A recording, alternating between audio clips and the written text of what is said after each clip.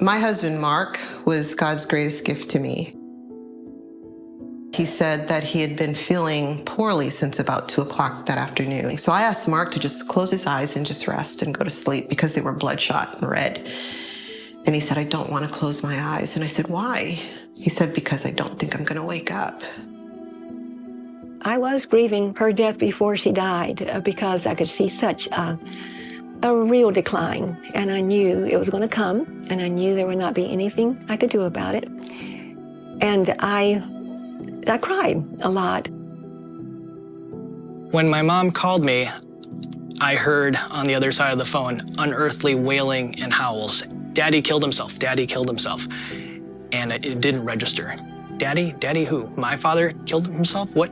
And I just went into shock. I went numb. I could not process. My phone rang and I looked down and there it was Dan. So I picked up and said, hey, Dan, what's going on? And it wasn't Dan. It was the state trooper. He says, I'm Officer so-and-so, and your husband was in a very bad accident. It was just such a shock, and I just remember sobbing and crying. It was the worst pain anyone could experience. Almost numb. I mean, I didn't cry. I wasn't hysterical, but it seemed like I was in a different world. And it was so surreal. I'm still learning how to navigate this next chapter without him. My journey through grief was certainly much more difficult than what I ever imagined. I remember throwing up all the time. I remember losing a ton of weight and not sleeping at all. All the things that you cared about seem like they're gone, and all the things that you thought were true about life, you have to completely rethink. It just felt like my purposes and hopes and dreams and all of that were smashed with his death. There's days I wake up and I don't want to do anything. I've just been surprised at how lost I am. I really felt like almost the needle on a compass, just going wayward with no clear path in mind, no clear direction in mind. I couldn't figure out what was I supposed to do. How was I supposed to navigate by myself?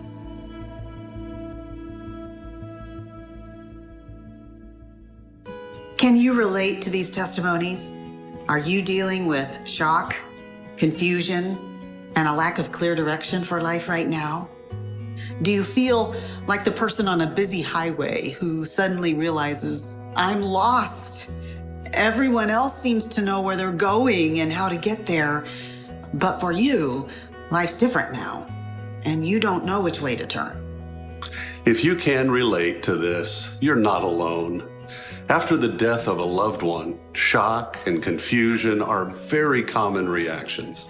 In fact, significant losses create so many questions and so many strong emotional and physical reactions that it can be frightening. You might have even wondered, am I going crazy? But rest assured, as awful as grief is to experience, it's not a sign that you're losing it. We know that because we've been through it too. I'm Nancy Guthrie. And I'm David Guthrie. Nancy and I have experienced the grief of losing a daughter, Hope, and a son, Gabriel, to a rare metabolic disorder. We know what it's like to feel desperately sad and to wonder if life will ever be good again. We're here today to help you get your bearings as you prepare for what we call your grief journey. We call it that because grief is not an event. It's a journey that you take as you figure out step by step what life after loss might look like. And fortunately, it's not a journey that you have to take alone. Welcome to Grief Share.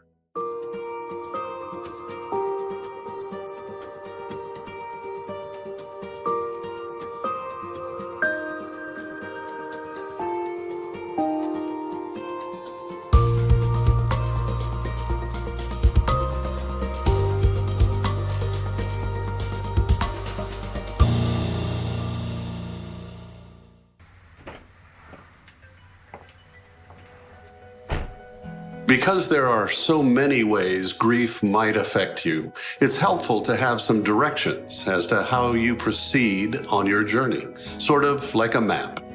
Yes, but it's not a map that gives you only one route to take. We can't give you that. But we can provide a map that shows you multiple routes toward hope and peace. There are a variety of routes because people's grief journeys might take them across different types of terrain. Your journey might take you across bumpy paths of anger, or barren stretches of loneliness, or slick spots of worry and fear. Regardless of the route you will need to take, we'd like to be your guides. So we'll help you navigate over these different types of terrain using the 3 components of Grief Share. Your Grief Share experience will consist of 3 essential parts, all designed to help you in your grief journey. Each of the 13 sessions will include a video like the one you're watching now. Over the next 13 sessions, we'll be introducing you to top experts on managing your grief. They'll share strategies and tips that will help you deal with problems like fear, regrets, anger, loneliness, and relationships. You'll also meet people just like you who will share stories about their losses of spouses, parents, children, siblings, and best friends. Losses that brought conflict, anxiety, and chaos into people's lives. But you'll also hear inspirational stories of resilience and healing. After viewing the video, you'll have a small group discussion about what you heard, and we'll have an opportunity to share the challenges you're facing. Even if you don't want to share about your own experience, hearing what others are going through can encourage you. A third crucial component of your Grief Share experience is your participant guide. To get the most out of this course, you'll need your own copy, and be sure to bring it each week. You will need your participant guide to take notes from the videos using the outlines provided. This workbook also contains daily exercises that will help you address the many issues associated with grief. If you have questions about how to get your participant guide, speak to your group leader. Your hosts for this series are David and Nancy Guthrie. Nancy writes books that reflect her compassion for people who are hurting and her passion for applying God's Word to real life. David is the owner of Little Big Stuff Music, a publisher of children's musicals. Together, they host weekend respite retreats for couples who have faced the death of a child. And with that, we're ready to begin. So here are your hosts, David and Nancy. In this first session, we want to help you get your bearings as you proceed on your journey with grief. That's important because when grief strikes, you feel its effects in different aspects of your life. That is what's behind the shock and confusion you go through. Let's begin by getting reoriented, by taking a look at the emotional and mental impact of grief. Grief is the celebration of a good gift from God through tears. Because if there were no love, there'd be no grief. It's a sign of love. It's a sign that God brought a blessing into my life that was precious. Grief is the price you pay for loving someone. So the only way to avoid grief is never to love. When he first died, I couldn't believe that this had happened, and I felt numb. And slowly those feelings started to come back. And it was just this intense sorrow and anger of feeling abandoned by my husband, feeling abandoned by God, feeling that he had turned his back on me, and just feeling lost. Shortly after his funeral, I remember looking through a sales rack at a mall, and I was shuffling through shirts when suddenly the in-store music began playing a very popular tune back then. Dust in the wind, all we are is dust in the wind, dust in the wind. And right there at the sales rack, I just lost it. because it all felt so unfair. Like, life really was nothing but dust in the wind, and that for me was a very hard season. I just couldn't be happy about anything. I didn't hear my wife laugh for 2 years.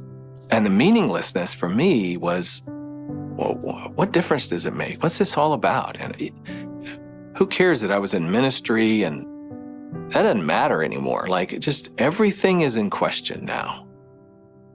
I don't understand you, God. Do you exist? Are you real? Or have I wasted 40 years of my life serving someone that doesn't exist or that doesn't love me? Sometimes in the middle of the night, I would wake up in a sheer panic. Those were scary days as I think back on them, because they were things that I had never experienced before. Some months following my father's death, there were times that I just could not concentrate on things. I would zone out in the middle of a conversation. I would be sitting at my desk at work and realize I'd been staring blankly at the computer screen for half an hour or an hour, or looking out the window. I remember going to work one day, and I looked down on and I had a left shoe and a right shoe, and they were both black, but they were two different kinds of shoes.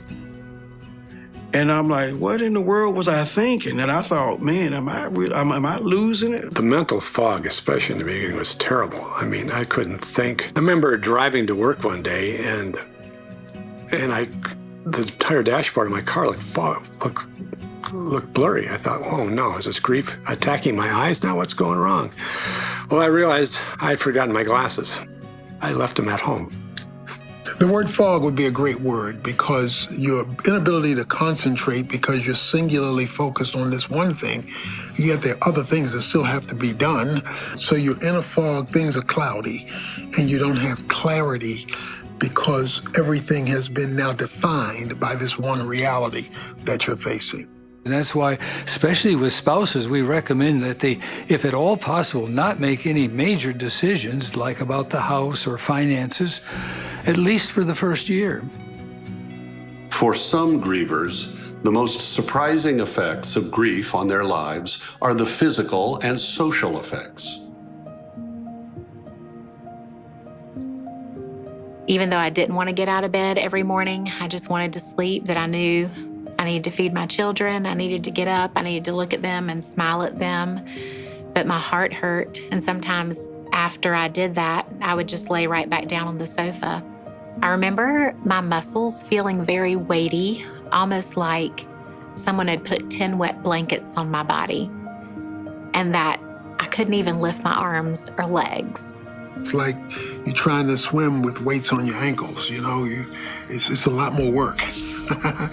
Because you're not flowing with ease, you're working harder because you've got to overcome this reality in life that has dealt you a major blow. I felt intense pain, intense hurt, just knives, sharp, stabbing at my chest and my head and my body.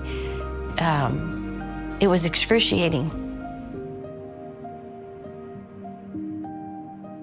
In the beginning, our friends were wonderfully supportive, but I think as time went on, when my anxiety and my own lack of resolution with the circumstances, I don't know if they wanted to talk about it all the time anymore, or if I wanted to talk about it as much. So a distance did start to form with some of our personal friendships. When I got back to work, I thought I was going to be surrounded by all these people, you know, giving me hugs and trying to comfort me. Well, I got back to work, and basically it was like I had the bubonic plague. I mean, nobody would come around me. Some people who talked to me every single day would walk past my desk and not say a word. Sometimes people will want to encourage you, but their comments may be awkward or unhelpful.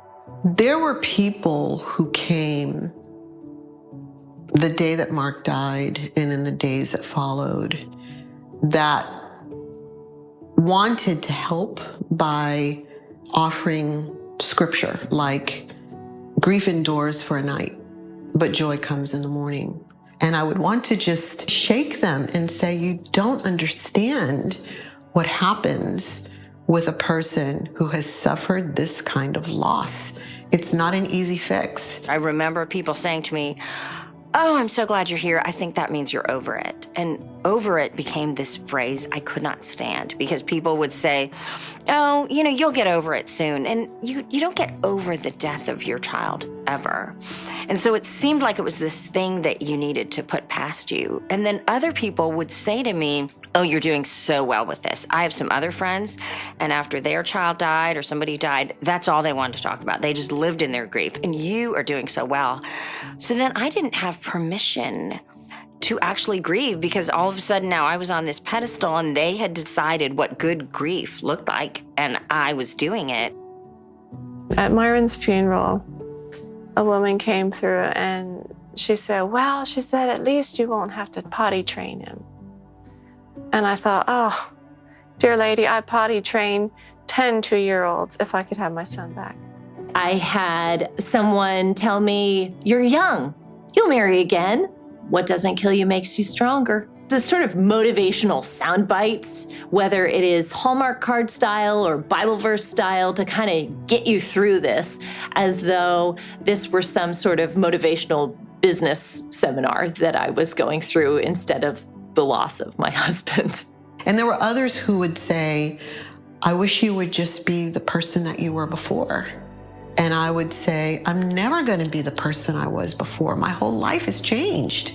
I am going to get to the point where I'll be able to move forward, and I'm doing that now, but I'm not going to be the person that I was before. A lot of times people mean well.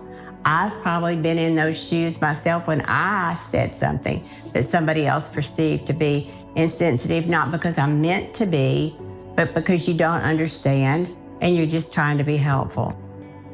Mapping out a route for your grief journey won't be easy if you hold to some common false notions about grief. I thought everything that I was thinking and feeling was wrong. I think I felt that way as a Christian. I needed to be the Christian, the good Christian that just relied on God and plowed through it and just felt better. And when I wasn't feeling that way and I was actually feeling worse, I just felt very abnormal as a person and as a Christian. I had a sense that I am a Christian. I have the joy of the Lord, and wham, now I'm hit with something that rocks my world. Are people going to see my struggle and think, well, that faith isn't really real? I really felt like if I showed my grief, that was weakness, and that people around me, friends, family, even church members, would probably think less of me because I was a guy and because I was a Christian. I should just get better. God doesn't expect us to put a plastic smile on a broken heart. God values authenticity. He values when we choose to be real with Him. And so I think it's marvelous as we're grieving for us to cry out to Him, just like David did in Psalm 61. Hear my cry, O God, attend to my prayer. When my heart is overwhelmed, lead me to the rock that is higher than I. I can't get to understanding God as my rock unless I'm willing to acknowledge that my heart is broken.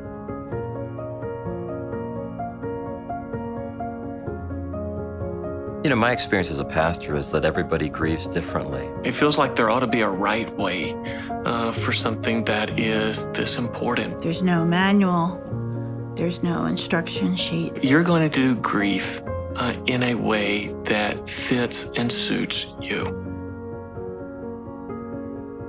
It's typical for grief to hit you again and again as you continue your life without your loved one's presence or input. And since this will happen for a while after your loss, you might wonder, will I always feel this bad? The number one question that I get is, how long? When am I going to get over this? And I'm just always very careful to say to them, the way you ask that question denotes that there's going to come this moment that it's like there's a switch that flips. But the reality is that's not the nature of grief. The truth is that eventually, and we cannot tell you when, you'll come to the place where you'll notice it's a little different. It's a little less intense. It is very normal to feel sad one day and to feel anxious another one. And then the next day you're calmer. So those waves of grief are very normal. With the passing of the days, the intensity of those initial feelings change. So you may feel one day that you just cannot bear the day, and the next day, okay, this is something I can handle. And so as long as you keep moving in the right direction, 6 months from now, I'm going to ask you, how are you different today than you were 6 months ago? And when you begin to evaluate that, you're going to see there's a massive amount of difference. You may not be all the way through the process yet, but you're very different 6 months from now than you were 6 months ago. Making progress on your journey with grief can be difficult at times. That's because grief can feel a lot like getting lost while driving. 1 minute, you think you're making progress, but the next minute, you feel like you're backtracking. The best way to find your bearings is to look for road signs that show you're headed in the right direction. Similarly, on your grief journey, there are signs in your behavior and thinking to look out for that show you are healing. You won't notice these signs in any particular order, and sometimes, like a switchback, you may experience these signs multiple times. However, this doesn't mean you're backtracking. Rather, it's an opportunity to heal even more. One of the first signs of healing that you might notice is that you begin accepting the reality of your loss. At first, you might just acknowledge the different ways your loss has changed your life. But the more you work through this, the more you will begin to see the new possibilities that can result from these changes. Another sign of healing is your ability to deal with the painful emotions of grief. Emotions like anger, sadness, and bitterness can become like roadblocks, keeping you feeling stuck. But the more you work through them in helpful, God-honoring ways, the more progress you'll make on your journey. Adjusting to a world without your loved one is another sign that you're recovering. This includes learning new roles, thinking about yourself in new ways, or making changes in relationships. Addressing questions about ultimate concerns is another sign of healing. So it's natural and helpful for you to ask questions about God's character, your purpose, or eternity after the death of a loved one. And the more you pursue and resolve these questions, the more peace you will feel as you continue on your journey. Another sign of healing is continuing life without forgetting your loved one. Surprisingly, as you recover, you might feel guilty about moving forward without your loved one. However, realizing that you can celebrate your loved one while still moving forward is a sign that you're healing. As you see these signs of healing in your life, you'll be able to begin comforting others who are on the journey of grief. What's more, helping other people who are suffering is another sign that you're healing. And the beauty of comforting others, when you're truly ready to do so, is that it also helps you heal even more. These signs are part of your grief journey, and recognizing them can help you see the progress you're making. As you work through each one at your own pace and in any order, you'll eventually see your new life taking shape on the horizon. In Grief Share, we want to help you with each of these processes. You'll work on each of them at different times in your grief journey, and there is no set time frame or order for working on them. You'll learn more about each of these signs as you watch the videos and work through your participant guide each week. Periodically on the videos, you'll see a graphic appear on screen to help you connect what's being said with the particular sign of healing. After her husband's death, Vanessa really struggled with her grief. At night, when it was time to go to sleep, sometimes I was afraid to, because I didn't know if I would cry so hard and uncontrollably that I couldn't breathe in the daytime. And sometimes I'd find myself, I'd wake up in those tears, and I didn't know if I would take my last breath at night. Not only was her grief intense, it didn't go away quickly. There are moments when I still need to feel that tenderness, that hug, that embrace. And so those are the nights when I'll wear his undershirt, to bed, or just wear it around the house as I'm cleaning. Vanessa also comforted herself by recalling the good times she had with Mark. I would start thinking of things that Mark and I would do together that created joy. Or I would have a memory. I would intentionally remember a trip when, we were exploring somewhere new, or we were sitting on a beach on an ocean, or climbing a mountain, or planting flowers in our garden. And I let those happy memories fill me with joy. But one of the keys to her healing was simply being with others who were also facing grief in a grief share group. The first time, I think I was in such shock and so shut down. Unlike most of the other friends and family that surrounded me, every person in that group had experienced either the loss of a spouse or a parent or a child. So I felt like I was with people who could relate to the enormity of emotions and crazy that I felt that I was going through. The video teaching was great in that there were other people on the screen who had had similar experiences that I could relate to. And there were also teachers instructing and telling me things like, don't make any immediate decisions, right now. So I felt like I was getting tools and resources that could help me to navigate this thing that I had never done before. The workbook was powerful for me because going through the reading and those exercises and answering those questions legitimized and gave me a place to express things that I hadn't been able to. Here's what some other Grief Share participants have said about their experience with the program as well.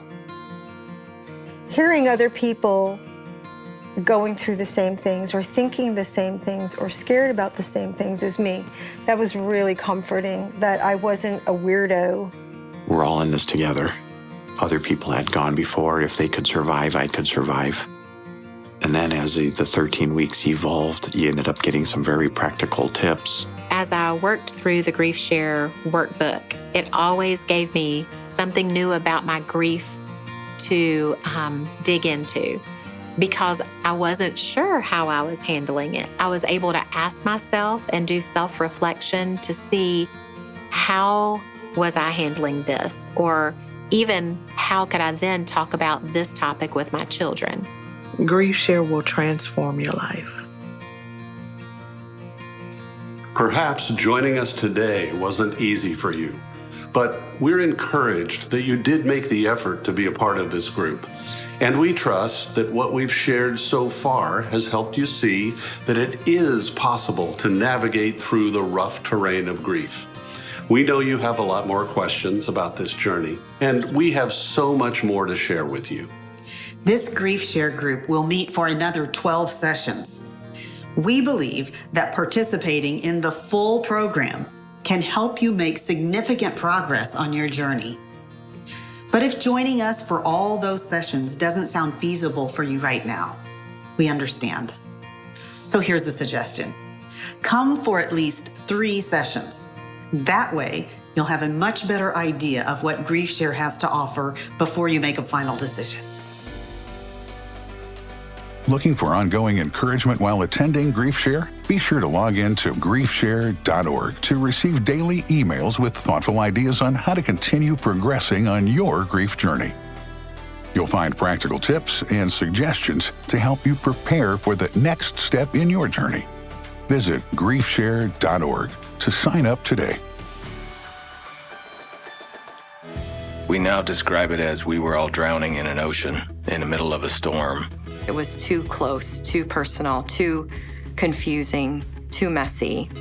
My wife and I have learned that we process grief differently. The guys that I was working with at the time weren't about sitting around crying with me. It's mostly just being more patient with the fact that someone else processes things differently. There's no one size fits all with grief. You have to know what works for you. Thank you for coming. We look forward to talking with you next time.